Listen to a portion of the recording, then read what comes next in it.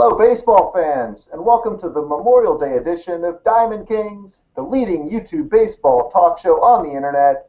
We're brought to you by the sports-kings.com media network. I am your host, David Whitlock, coming from Houston, Texas once again. It's been a busy week with a lot of movers in the standings, so we're going to talk a little bit about the standings. Memorial Day is kind of a good benchmark to see where teams are panning out. And we'll also look at what's going on with all these foreign substances on relief pitchers. Pitchers are getting found with stickum, with jelly, with all kinds of stuff on their arms. Suspensions are being handed out. A lot of debate on whether that's worthy or not. And then finally, we've got some injury news from the Dodgers, the Mets, and some other teams. Injuries are starting to affect the pennant race a little bit, so we'll delve into that. Joining me are co-hosts from around the country. First of all, live from somewhere in the Dallas-Fort Worth area in an ambulance is Leroy McConnell III. How are you, Leroy? Oh, let me put my CarMax on right quick before I, my foreign substance. There you go, yeah. I'm ready to rock and roll, Dave. All right, we're going to have to suspend you for 3 shows for that. Oh. Also joining us from the West Coast is Lorenzo Mejia. How are you, Lorenzo? Doing great on this nice Memorial Day weekend.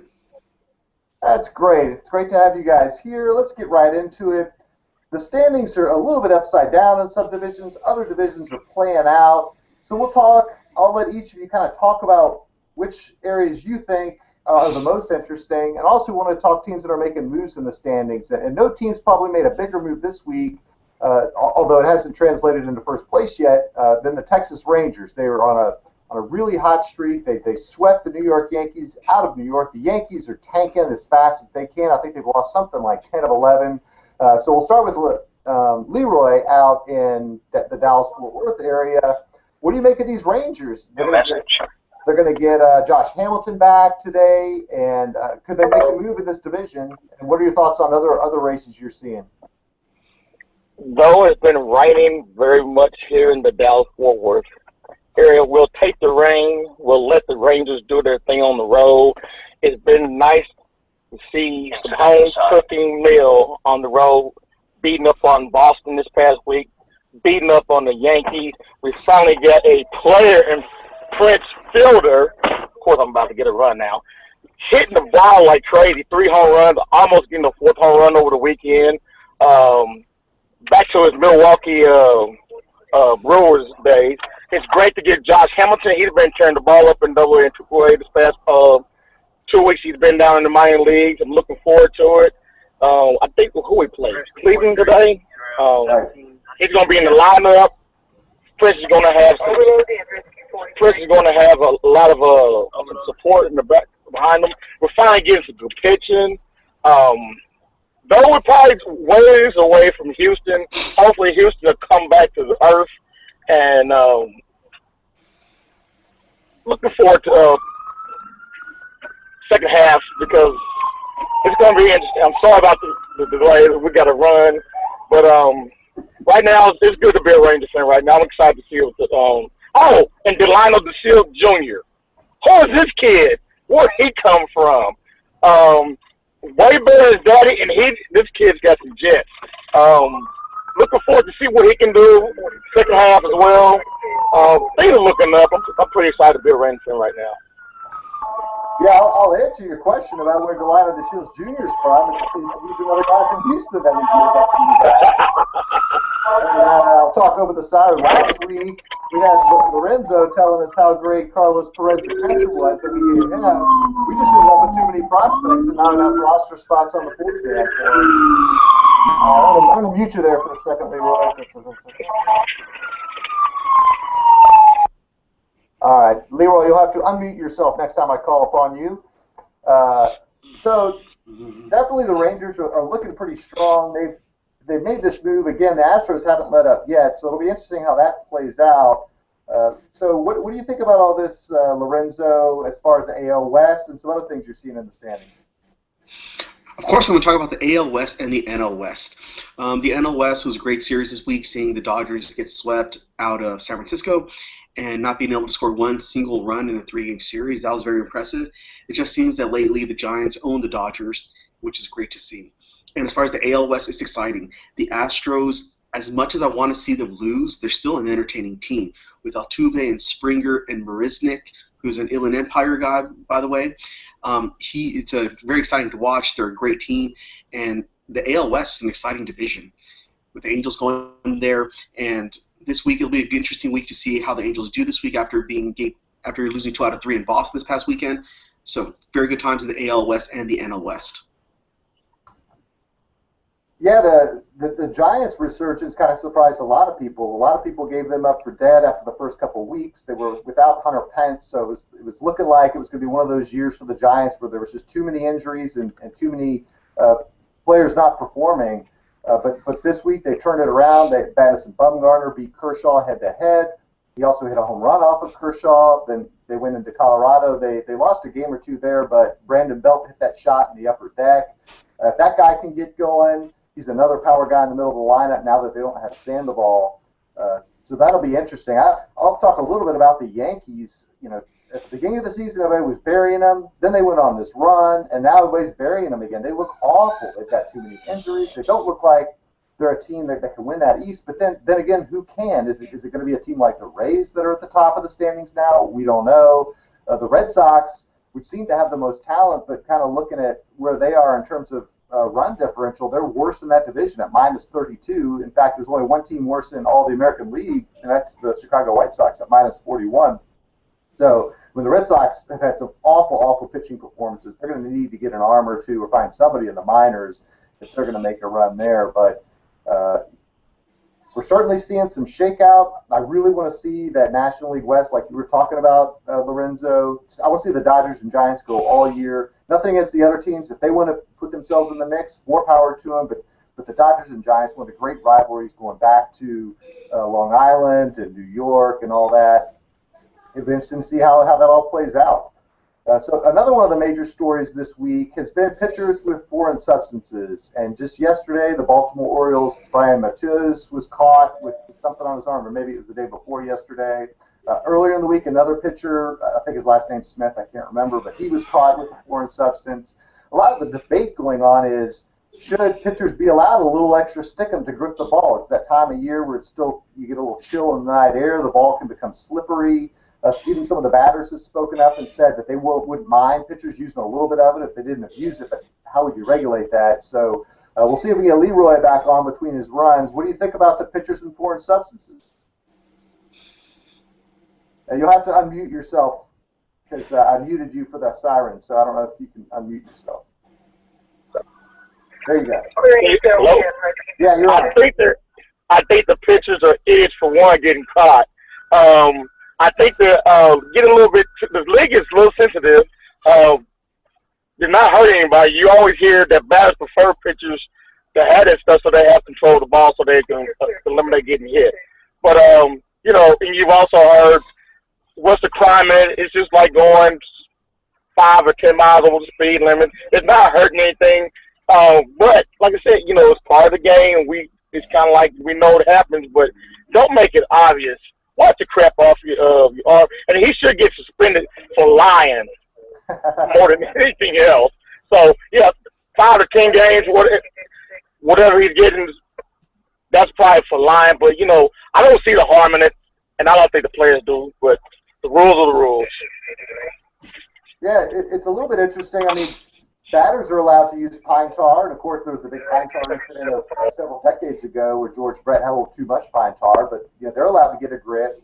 You know, the pitchers, is it not fair to let them get a grip, especially, again, I was watching the Sunday Night Baseball last night, and indeed they were talking that estimates upwards of 50, 60, 70% of pitchers are probably using a little something somewhere on their jersey, behind them, on their neck, all these places where they can kind of hide it. It's the guys that are putting it right out on their forearm where they're almost like this before each pitch and then grabbing the ball and throwing it that the manager's like, dude, I've got to call you out on that. So, Lorenzo, what do you think about this? Is it an epidemic? Is this anything new? How would you regulate it? I don't think it's anything new. It's been going on forever. And personally, I don't mind it. The reason why is because they can get a better grip. We don't want to see any players get domed or get hit unnecessarily. So it's fine. Go ahead and use it. But they just need to be more subtle about it. You cannot just blatantly do it. That's just wrong because it's against the rules. But just be more subtle about it, let them do it, and ultimately it's better for baseball because less injuries, and it doesn't really have an effect on the ball itself. If they were scuffing it, then yeah, that's something different. But just try and get a better grip on the ball, that's okay. Yes, but I personally love to see when the umpires go out there. I get excited because I want to see where are they hiding it. Is it a nail file? Is it Vaseline? What is it? Lately, what is it? The suntan lotion, suntan screen? That's the good thing I want to see. I get excited when I see the umpires going out there to inspect the pitcher. Good times. I remember, was it Phil Niekro back in the day? You see the highlights of it when he was with the Twins. He was at Angel Stadium, and out comes the nail file from out of his back pocket. That was great. I love seeing stuff like that. Yeah. There's tons of classic moments. I mean, Gaylord Perry was renowned for his array of various substances. I think it was Joe Niekro for the Twins, and yeah, he had like an emery board or something, and so what he decided, as they're looking, he kind of pulls it out and throws it on the ground like nobody's going to notice this thing, and the umpire's like, buddy, you dropped your file here.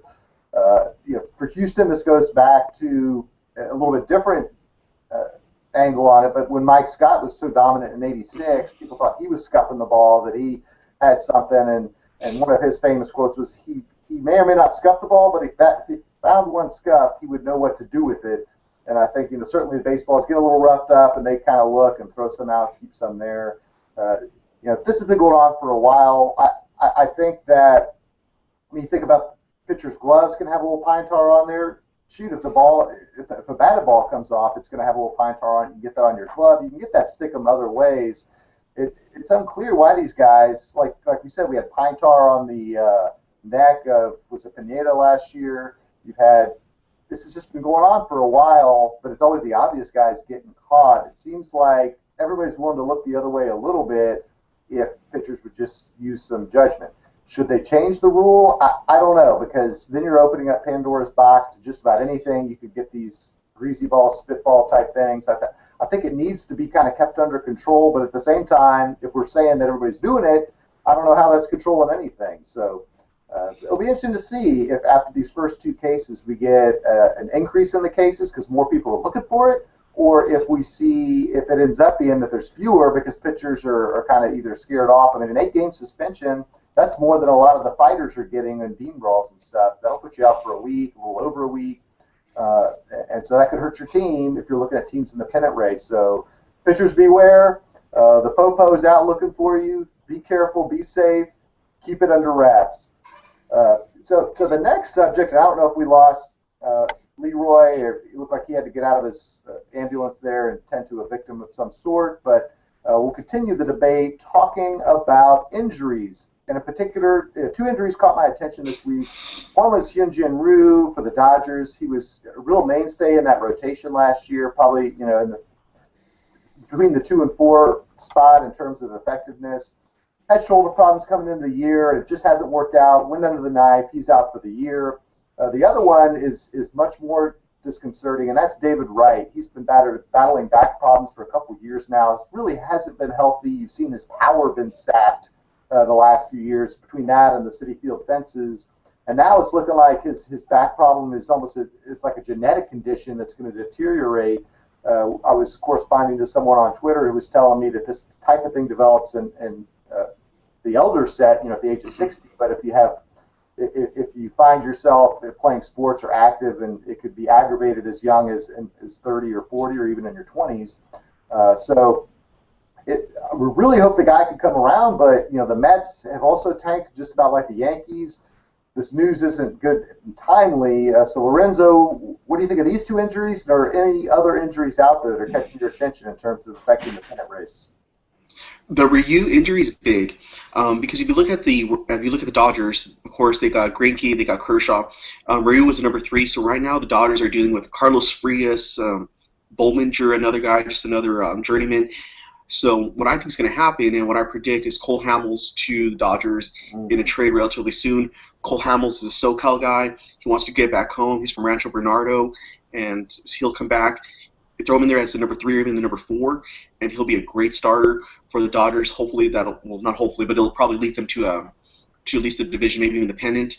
And for David Wright, what is it, spinal stenosis? I think that's the official. Yeah, spinal stenosis, yep. And I don't know if it's genetic. I know it's a degenerative, but not necessarily genetic, where it's just going to get worse over time. And I was doing some research, of course. Wikipedia is the ultimate medical encyclopedia, and it doesn't sound like it's a condition that's you're not going to get better, it's just going to get worse. And yes, like you were saying, it's going to be generally for older people. But with him being he's an athlete, he's a prime athlete, and he should be in the prime of his career, and he's going down. It's going to hurt the Mets. I don't know if the Mets were really going anywhere this year. I know Bartolo Colon is not the same guy, but when you're relying on Bartolo Colon to be your number 3 starter after DeGrom and Syndergaard, that's not good for the rotation by itself. But looking at the Mets, though, they do have a chance. Maybe they can get another third baseman in there. I heard that Benny Castillo won the Home Run Derby Hall of Fame at Cooperstown, so maybe they can give him a call. The old Mexican guy, Matt, can come back. Maybe get some guys out of retirement to come back to play third base for the Mets. Yeah, but, Morgan Ensberg had some good years with the Astros. He's a Southern California guy. So who knows? There may be some guys out there. Leroy, are you around, or are you tended to a victim? Yeah, looks like a black screen. I'll give him a chance. There he is.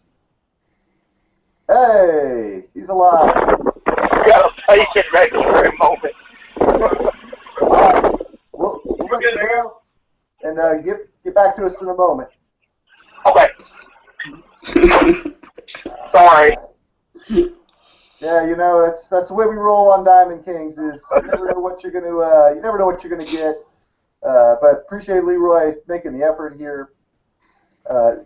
As far as other injuries go, it's always that time of year where you look at teams like the Astros, and they've been relatively injury-free, although Jed Lowry did go down earlier in the year, so it'll be interesting to see, particularly if he comes back, because he was the starting opening day shortstop, but they've also got Carlos Correa, who's tearing it up in AAA. He tore it up in AA the first month of the season. Now he's tearing it up in AAA. So they're talking, well, you move Lowry to third. Then you've got Luis Valbuena already there leading the team in home runs. So maybe Jed Lowry's the guy that the Astros could shop around for a starting pitcher. Again, if you're shopping around to a contenders aren't going to be willing to give up part of the rotation. So it's kind of a put and take as far as these injuries go. So if we've got a little extra time, we'll add a subject this week, and that is, okay, we're at Memorial Day now. We talked a little bit about the standings, so I'll ask Lorenzo and then Leroy if he makes it back. Let's do a reset here. Tell me what you've seen so far, who you think is going to make the postseason, all 3 division winners and wild cards, and then which teams do you think have the talent and roster to then make it to the World Series? So we'll start with Lorenzo. Okay, here we go. American League West, we're going to go with the Angels. I know it's a homer pick, but they will be able to pull it off. AL Central, the Royals. The Royals are looking good. Lorenzo Cain is tearing it up right now. That whole lineup is just so good with Cain and Moustakas and Perez. They have a great team out there. In the East, surprisingly, I would say Toronto. Toronto's not out of it, and they have a good team. If you can get everybody on board hitting like they're doing, and the way their field is set up where a ground ball automatically dies in the infield, they have a chance to do something. Especially if Jose Reyes comes back. Jose Reyes is not a bad player at all. Get it back, get the lineup going, they'll be all right. With R.A. Dickey still around, he had a good start against the Angels this past week. He looks good. Get him going again. You never know, he might be able to have another season like he did a couple years ago when he won the NL Cy Young. As far as the National League West, Giants are going to take it. It looks like they have their solid rotation. Madison Bumgarner is doing awesome things again. NL Central, I want to say the Cubs. With Chris Bryant there, he's really rejuvenated the team.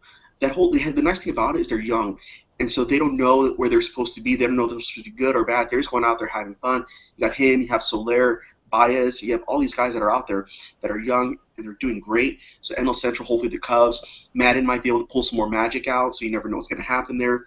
And in the NL East, I hate to say it, but Washington, because with Washington with Bryce Harper there and the rotation, you cannot knock the rotation with Scherzer there and Gio Gonzalez. They have a lot of good starters there, and they'll be good. And so that's my prediction. And in the World Series, what I see happening is Angels-Nationals. Angels-Nationals will be a great series to see. It'll be entertaining. So it'll be interesting to see Angels-Nationals. That's my prediction. Yeah, not bad at all. We talked, I think, last week or the week before about the Nationals resurgence or surge in the East there, and part of it is the Mets haven't been the same since that Yankees series and have been tanking. I think the Braves were nipping at their heels last I saw. So I see both East races as kind of mediocre teams. I think the Nationals are better than mediocre, so they'll win that easily. You make a good point about the Blue Jays. When I was looking at some of the standings, they have the best run differential in the East. They're a plus 20. So that just tells me they've been unlucky. They've lost a lot of one-run games, and then they win 8-1, and then they lose 2 games 3-2. So watch the Blue Jays. They're not out of it. They're 4.5 games out, which is closer to first place than even your Angels. So it just goes to show it's still early in the year, particularly in the East. I certainly agree. I think it's the Royals, the Angels, and Astros. I'm starting to come around on the Astros. I can't yet. It's still too early to say, yep, I'm all in for them, but I hope they make it interesting. I can't bet against the Cardinals in the Central. They're a team that always seems to do it, although I like your Cubs pick. They're hanging out. Every now and then you think their bullpen is going to blow a game and send that team backwards in the standings, and they bounce back the next game. And I will say I think it's going to be Dodgers over Giants in the West because I just think the Dodgers have a little bit too much more hitting talent than the Giants. So that'll come around. But I think, like we talked about earlier, that's going to be one of the better races watching all season. So let's check Leroy, see if he's back or if there's any still tending to a victim there. And we'll have to pass on Leroy's thoughts, but wait, we might have a Leroy sighting.